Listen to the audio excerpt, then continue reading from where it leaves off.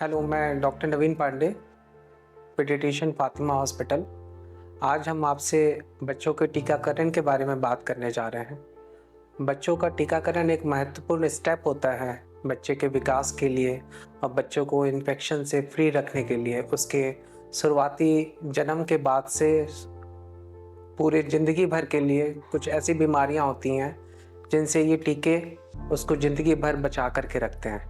ये टीके इसलिए महत्वपूर्ण होते हैं क्योंकि ये जो बीमारियां हैं जिनके लिए ये टीके होते हैं बहुत ही खतरनाक बीमारियां हैं और आज से 20 साल पहले बहुत ही ज़्यादा फैली हुई थी, जिनका कमी आई है जब से ये टीके हम लोग रेगुलरली लगा रहे हैं। इनमें डीपीटी, गलघोटू, पर्ट्यूसिस, टिटनस, डिप्थीरिया और आपका खसरा और आपका निमोनिया जिसको न्यूमोकोकल वैक्सीन्स बोलते हैं और दस्त के लिए रोटा वायरस, ये सारे टीके बहुत कॉमन होते हैं। ये टीके जन्म के बाद से ही लगने चालू हो जाते हैं, जिसमें टीबी का भी टीका लगता है।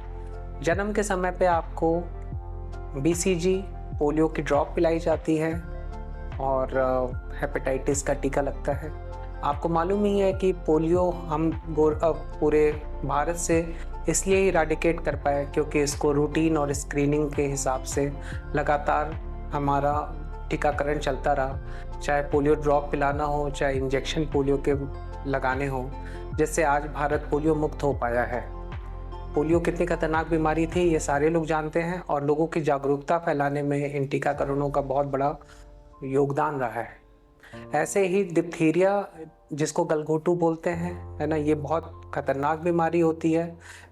ये शरीर के अन्य अंगों पे भी अपना असर दिखाती है, जैसे निमोनिया हो गया, दिल की परेशानी और कई बार तो पैरालिसिस भी होता है इससे।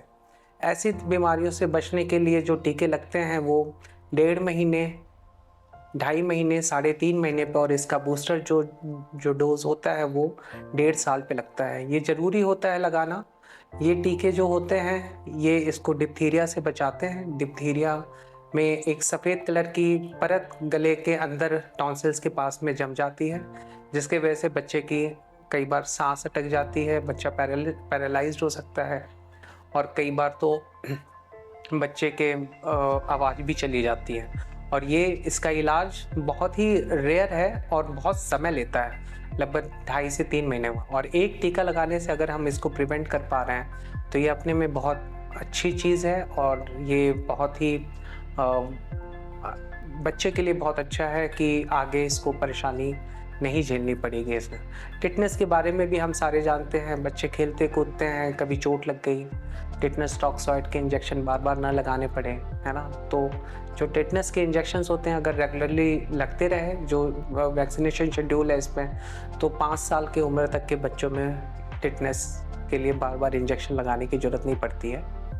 और बाकी आपका पर्ट्यूसिस जो हो गया, कुकुर खांसी जिसको बोलते हैं, वो बहुत ज़्यादा पहले प्रेवलेंट थी, अब काफ़ी हद तक कम हो गई है।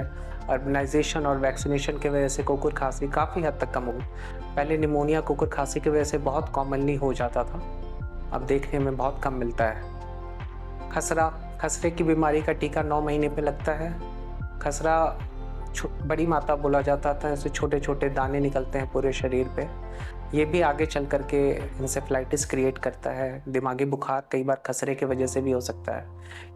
ये बीमारी इतनी खतरनाक है कि ये निमोनिया और विटामिन ए की डेफिशिएंसी की वजह से ब्लाइंडनेस भी क्रिएट कर सकती है। कई बार पोतों में भी स्वेलिंग आती है आपके मम्स और खसरे की वजह से।